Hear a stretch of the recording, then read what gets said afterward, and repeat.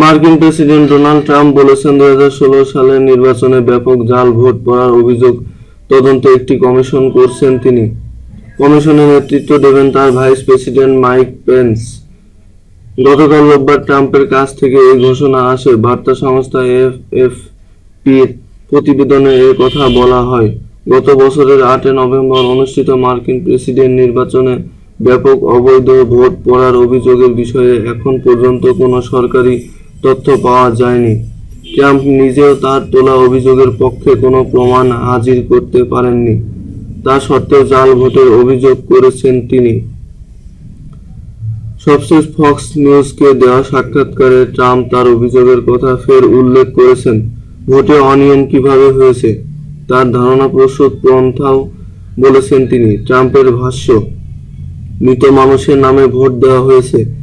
এক ব্যক্তি 2 অঙ্গরাজ্যে ভোট দিয়েছেন। অবৈধ ব্যক্তি তথা যারা নাগরিক নন তারা ভোট দিয়েছেন। জাল ভোটের অভিযোগ তদন্তে একটি কমিশন গঠনের বিষয়ে অঙ্গীকার করেছেন ট্রাম্প। তার এই কমিশনের প্রধান হবেন ভাইস প্রেসিডেন্ট পেন্স।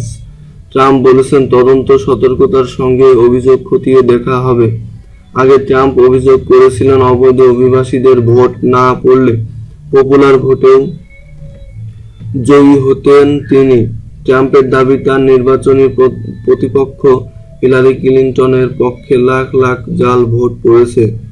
ইলেকটোরাল কলেজে ভোট এগিয়ে থেকে ট্রাম্প প্রেসিডেন্ট নির্বাচিত হয়েছেন।